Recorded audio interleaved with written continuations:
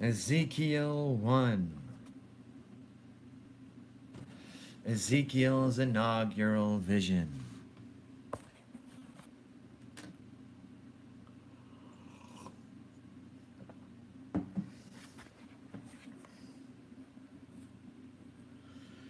In the 30th year, in the 4th month, on the 5th day, while I was among the exiles by the Kebar River, the heavens were opened, and I saw visions of God. On the 5th of the month, it was the 5th year of the exile of King Jehoiachin. The word of the Lord came to Ezekiel the priest, the son of Buzi, by the river of Kebar in the land of the Babylonians. There the hand of the Lord was on him. I looked, and I saw a windstorm coming out of the north, an immense cloud with flashing lightning and surrounded by brilliant light. The center of the fire looked like glowing metal, and in the fire was what looked like 4 living creatures. In appearance their form was human, but each of them had 4 faces and 4 wings. Their legs were straight, their feet were like those of a calf and gleamed like burnished bronze. Under their wings on their 4 sides they had human hands. All 4 of them had faces and wings, and the wings of one touched the wings of another. Each one went straight ahead. They did not turn as they moved. Their faces looked like this. Each of the 4 had the face of a human being, and on the right side each had the face of a lion, and on the left the face of an ox. Each also had the face of an eagle. Such were their faces. They each had 2 wings spreading out upward, each wing touching that of the creature on either side, and each had 2 other wings covering its body. Each one went straight ahead. Wherever the spirit would go, they would go, without turning as they went. The appearance of the living creatures was like burning coals of fire or like torches. The fire moved back and forth among the creatures. It was bright, and lightning flashed out of it. The creatures sped back and forth like flashes of lightning.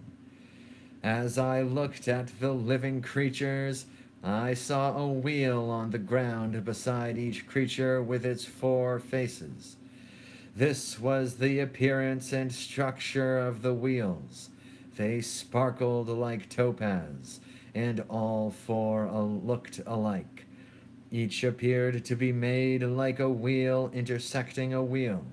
As they moved, they would go in any one of the 4 directions the creatures faced. The wheels did not change direction as the creatures went. Their rims were high and awesome, and all 4 rims were full of eyes all around. When the living creatures moved, the wheels beside them moved, and when the living creatures rose from the ground, the wheels also rose.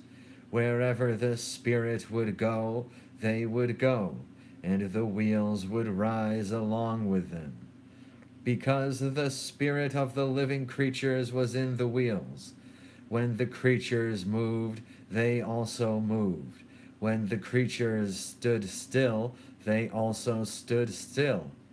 And when the creatures rose from the ground, the wheels rose along with them, because the spirit of the living creatures was in the wheels.